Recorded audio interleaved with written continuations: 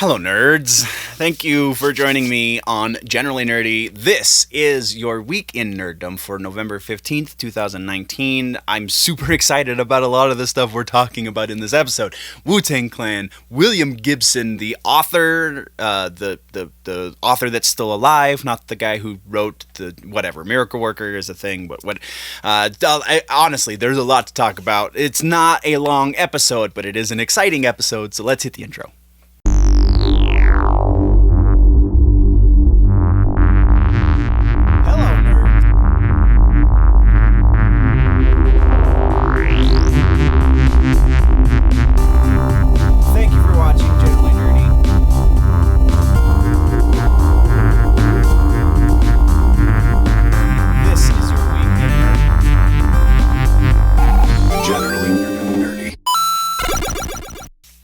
Okay, housekeeping.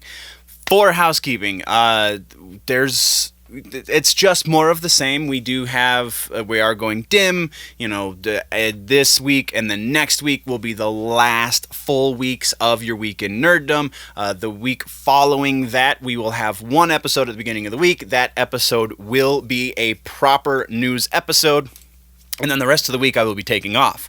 Following that week, we will start seeing more videos that aren't the Week in Nerdom on the channel, so I can clear out my backlog. There's interviews, there's plenty of things that need to go up. We've talked about it in previous episodes. So we will be doing just the rumor mill as far as the news show is concerned. That rumor mill will be happening on Friday, I think.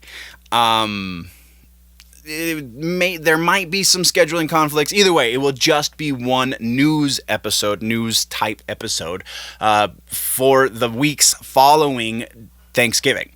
Again, that's not to say that things are not happening on the channel. Patreon's getting a revamp.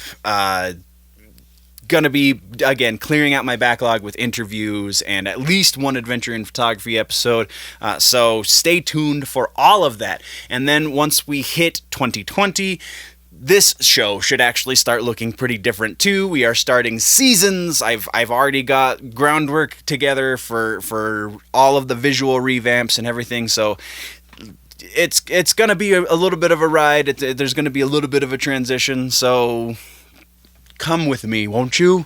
But that is what we have for housekeeping. Let's jump into the news, shall we?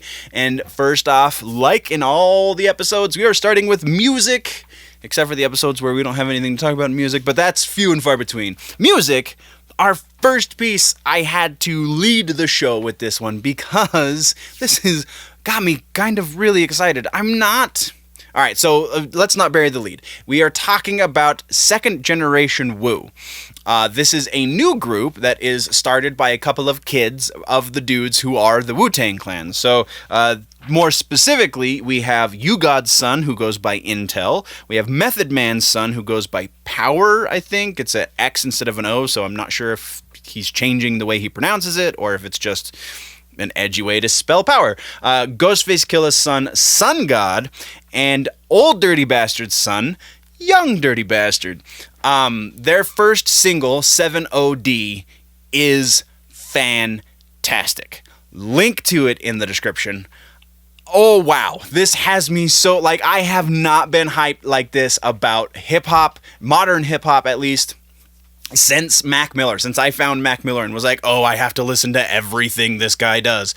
This second generation Wu is that exciting. It has direction. It has production value. It has clear, non-mumbled lyrics. It's really like a second coming of the Wu, which is kind of what it is, and that's really awesome. Again, wasn't the hugest fan of Wu-Tang Clan, though there is nothing that they've done that I really dislike by any means, so this is just a lot of fun. So go check it out, see what you think if you are a hip-hop type, and let's have the conversation down in the comments about what you think. Our next and final piece in music is a new track from Billie Eilish. Everything I Wanted is the name of the track. more of the same from Billie Eilish, which is not bad. No growth though. That would be my one comment about it, is that it doesn't show that she's changing as an artist or that her brother's changing as a producer. It really is, you like Billie Eilish, you'll like this song, and that's gonna go all right for probably another album. If the next album doesn't show us growth, I feel like she's gonna start to lose a little bit of that shine. But that is what we've got for music. I know, really weird. Nothing heavy metal, right? There's a lot of really boring nonsense and infighting right now in the metal community, and it's not newsworthy to me. It's just, grow up, children. But that's what we've got. So let's talk about TV news.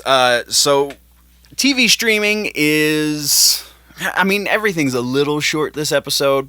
Don't really know why that worked out that way, but it did. So let's just get into this. Carnival Row, we have Season 2 announcement. They have officially begun production on Season 2 for Carnival Row. So you still have plenty of time to watch Season 1 if you have not, over on Amazon Prime. It's really worth a watch. If you're into fantasy, it's kind of a modernization of the fantasy, though the time is really goofy. If you haven't seen it, you don't know what I'm talking about. If you have seen it, you probably do know what I'm talking about. Check it out. It's worth a watch. Next, we are talking about, and this is my favorite piece, second favorite piece for the entire episode, but my favorite piece for the section, that is Peripheral. That is a new series that has been picked up also by Amazon Prime that is based on a book by William Gibson. William Gibson, for those that don't know, is the godfather of cyberpunk. If not for him, we would very likely not have that as a subgenre in science fiction. If you have not read Neuromancer, why are you still watching this video? Go buy that book immediately on whatever platform, or if you are traditionalist like me and you read the physical books, then do that, because it's gonna change your life. If you're into science fiction at all, I guess that should be prefaced.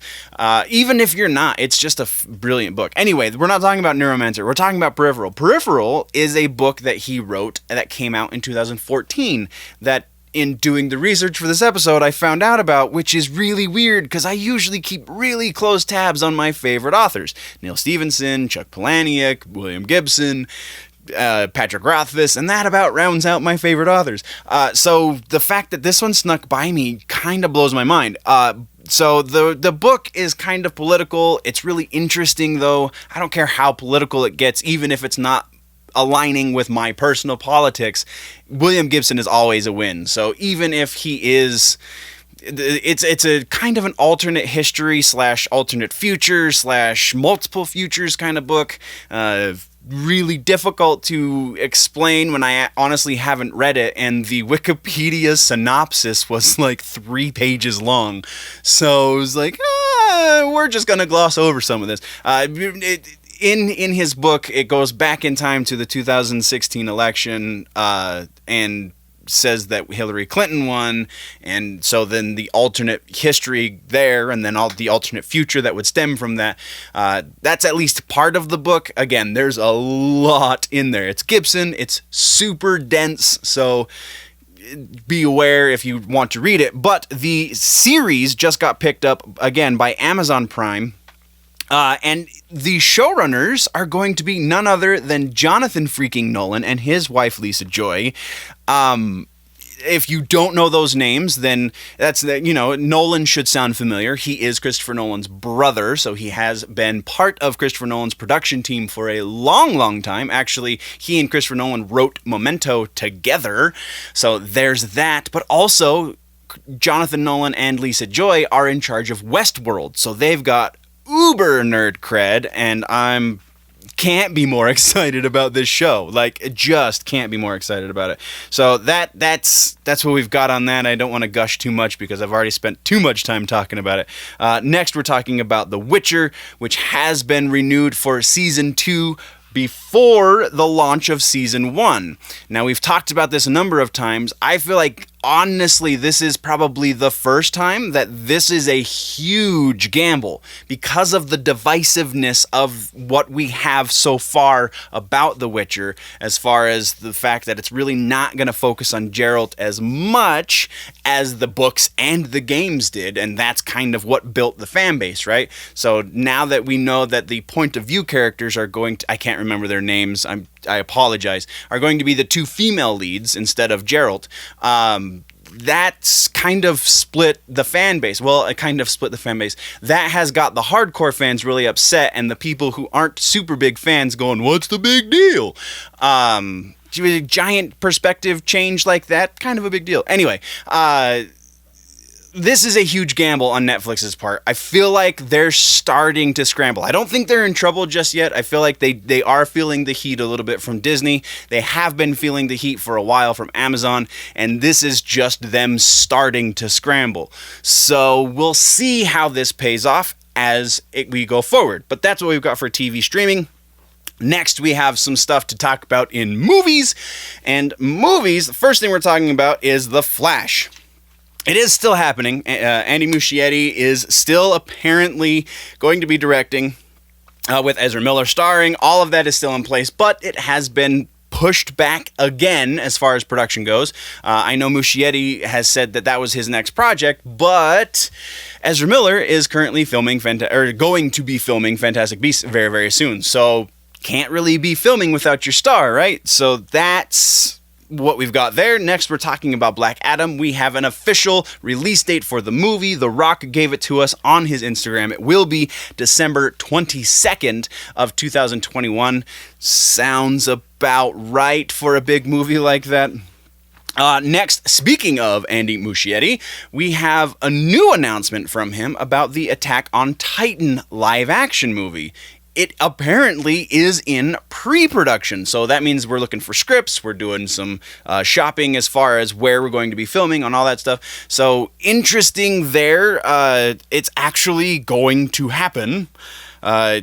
He just got done with it, he's still trying to get Flash to be going, and now he's adding Attack on Titan live-action movie to his slate. That's a lot of stuff. And then our final piece for movies is Uncharted, the Tom Holland starring movie, which is set to release on December 18th of next year. Just cast Mark Wahlberg as Sully.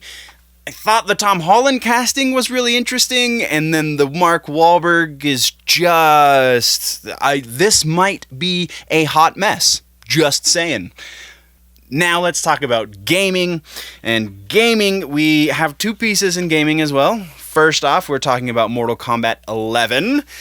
We got our gameplay trailer for Sindel. I will be doing a breakdown as soon as I find the time of this gameplay trailer. Hopefully sometime this weekend. Probably tomorrow if I can squeeze it. But either way, it's super exciting. Linked in the description. I feel like, and I felt like this with most of the DLC characters, not as much with Shang Tsung, just because I've never been a huge Shang Tsung fan. But Sindel looks like a strong possibility for another character I'm going to learn through and through, just because I really dig her speed. I really dig it. Again, we'll get into the breakdown of that video in a later video. But that's all we have on Mortal Kombat. Oh, the Combat Cast very likely will be happening next week because Sindel launches the week after. So if there is anything new and brilliant in the Combat Cast, we will be talking about it as well. Our last piece of gaming is Fortnite, the leak, and then confirmation the next day, because that seems to be the way of things over in the Fortnite camp, is that Star Wars is the next Fortnite event. It's Fortnite X Star Wars. Very, very similar to what happened with Batman, I'm sure. There will be a section on the map that is Star Wars themed, which was actually a lot of fun. I'm pretty sure I did a stream. Yes, I know I played Fortnite X Batman. I just wasn't sure if I streamed it. But yes, I did stream it. So hopefully this will be as fun. Again, I'm not a huge Fortnite player, but when they have these big events, especially with properties that I really love, I'll definitely take part, and we will talk about it on stream, or, later. That's what we've got there, though. Next, we're moving into comic books and literature in this episode. So books and comic books, both in the same section. Generally, when I've covered books in the past, they've had their own section, but it's so few and far between, I'm just going to combine the two. So if we have any literature updates, like if Rothfuss finally gives us a freaking release date for Doors of Stone, we'll talk about it in the comic book section. This one, though, the piece that we're talking about is William Gibson. Now, I said in the TV section that somehow his 2014 book, Peripheral, snuck past me. I really don't know how that happened. Like, it still kind of blows my mind that I didn't see the release of that, which makes me think that maybe I've missed something else. But I checked Stevenson, and obviously Rothfuss hasn't released anything, and so I don't know what's going on. But the announcement in books for William Stevenson is not the fact that Peripheral came out 5 years ago, but it is the fact that he has another book that is going to be a sequel to Peripheral called Agency that will be launching in January. This is very likely the next trilogy. We have the Sprawl, the Bridge, the Blue Ant trilogies from him, and then there's a couple of non-trilogy books thrown in there. But it seems to be the way of Gibson that everything turns into a really, really loosely connected trilogy, which I'm totally cool with because I love Gibson, because he honestly is one of the most brilliant authors of our time, since Gen X. Like, he's totally a Gen Xer, and actually no, I think he might be a boomer. Anyway, brilliant. Gibson is always a win. We had to talk about it. We're moving on. Next, we're talking about Leviathan. Spoilers, if you have not read Event Leviathan number 6, then you might want to skip forward a little bit, but 5, 4, 3, 2, 1... we know who Leviathan is now, and Robin was right. Damian Wayne figured it out, kind of. He figured out that it was a manhunter, as in a Martian manhunter, as in somebody else from Mars that isn't John Jones, and it's Mark Shaw. I don't read enough of the extended universe in DC to know a whole lot about the character of Mark Shaw, but now that I know that that's Leviathan, I've got some homework to do, and so do you. Next, we're talking about Phenom Ex. If you do not know what Phenom Ex is, it's because it's a brand new book from John Leguizamo, whom I got to interview a couple years ago at Dink Denver, which I was super nervous about and super excited to do because I love John Leguizamo. This is Leguizamo doing what you need to do for representation. This is the route to take. Granted, it would be awesome if he could have done this for one of the big two instead of doing this as an indie publishing, as an independent published book. But that not being the easiest way to go about things, that not being the easiest route to get on, let's put it that way, this is the next best thing to do. So Leguizamo is really big on representation and Latinx culture being represented in our pop culture consensus. So he's done a couple of books. The books that he's done previously have been based on his one-man plays. This one is with I'm going to try and pronounce this properly because I do have a little bit of Spanish under my belt. So La Borinqueña, the creator of La Borinqueña, Edgardo Miranda Rodriguez. Oh my lord. Sorry, mouthful of names and things. So doing that with the creator of a book that he honestly really likes, I want to see what comes of this. John Leguizamo is a brilliant mind and really does decent work with, he was nominated for a friggin' Eisner Award. So that says something. But again, he's not pitching a fit. Oh, you need to turn Superman into a Mexican or a Puerto Rican or create an alternate universe version of Superman. No, not at all. He's creating brand new characters that are representation for the people he feels need more representation. And that's great. That is what you need to do. You don't change an established character to disappoint their established fan base and hopefully create a new fan base. That's not the proper way to go about it. Take note, DC and Marvel. So that's I'm pretty excited about it, if you can't tell. And then our final piece in comics and books is Fallen Angels, one of the new series in the Dawn of X release, all the new X-Men books, if you will. It's written by Brian Hill, drawn by Simon Kudransky, centered around Psylocke, X-23, and young Cable. The reason we're talking about this, is that it's a really interesting combination of characters, Psylocke, X-23, and young Cable. Also really interesting in that it confirms the death of, spoiler alert, Professor Xavier. Also really kind of lends itself to suggesting that maybe Jean Grey is going to be the one to take over the responsibilities that Professor X had for the whole resurrection thing.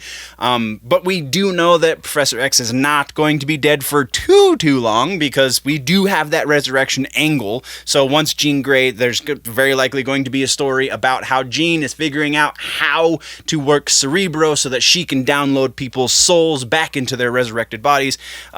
Really a lot of potential here. I'm really interested to see. Book number 1 for the new, or Fallen Angels rather, is on shelves now, so go check it out.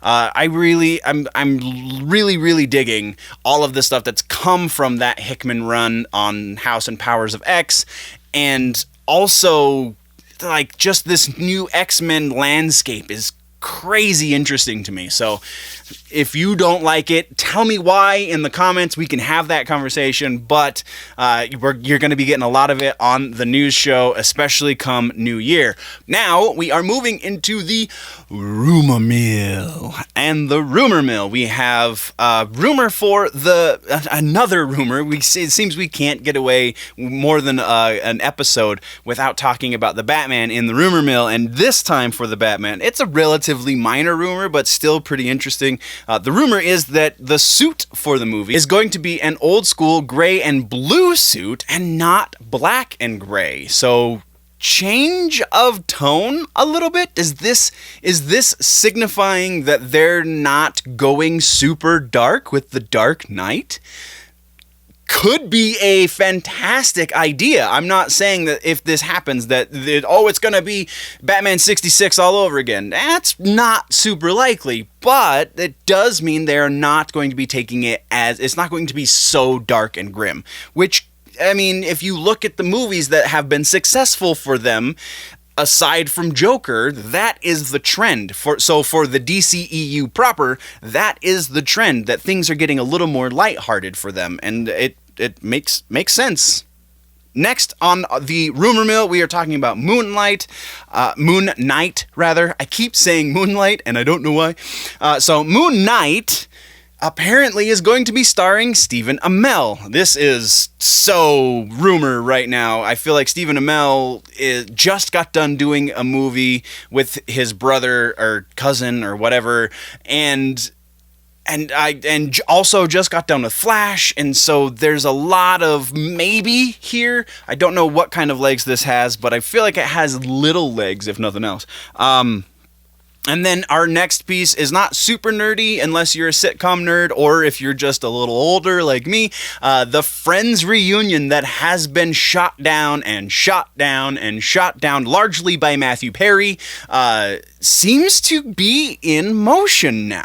HBO Max is the ones who bought out the rights to stream Friends once it's off of Netflix, and so when they roll out, they want to roll out big, and part of that is apparently giving Matthew Perry enough money to come back and play Chandler Bing one more time for a reunion special. I don't know about this one. This one feels like it really, really could go south and not be true, but I really want it to be true, so there's that. And then our final piece in rumors is The Mandalorian. No, we are not talking about that crazy reveal at the end of episode 1, but wow, that was nuts. We are talking about the potential future of The Mandalorian and the Obi-Wan series crossing over. The rumor goes that we will see Obi-Wan in The Mandalorian, very likely before the Obi-Wan series starts, as a kind of backdoor entrance into the Obi-Wan series. And we very possibly could be seeing Anakin. Is that what Hayden Christensen was not supposed to talk about at Salt Lake Comic-Con? Maybe. maybe. Also, by extension, does that then mean we're going to be seeing Ian McDiarmid in this as the Emperor? So much possible, because I'm not 100% certain that this timeline for The Mandalorian is as linear as Jon Favreau wanted us to think. But that's what we've got in the rumor mill, guys, and aren't they just so juicy? That, guys, is where we are ending the episode. What did I miss? What should we talk about in the next one? You know, because there's only going to be 3, actually I was going to say 2, but there's going to be 3 proper news episodes for the end of the year. So let me know what I missed in the comments down below. If, though, you want to go deeper into the conversation, jump over to the website, generallynerdy.net. That is the place that you can get deeper. You can find all the freebies. You can find all of the links to everything on generallynerdy.net. Or you can go directly to the Patreon, patreon.com/generallynerdy. That is the place that you can support and help me not have to have a day job, and I can just keep bringing you the news and keep making you all of this content, and you know, we can keep having all of the nerdy fun, right? So check it out, patreon.com/generallynerdy. If you're falling behind on your nerd news and you want to catch up, then you can click or tap that box right there to the left of my face to do that. Don't forget to subscribe if you haven't already. Hit that like button if that's something that you want to do because you enjoy the content I'm bringing you. And always remember before we go that if it's generally nerdy, it's probably here.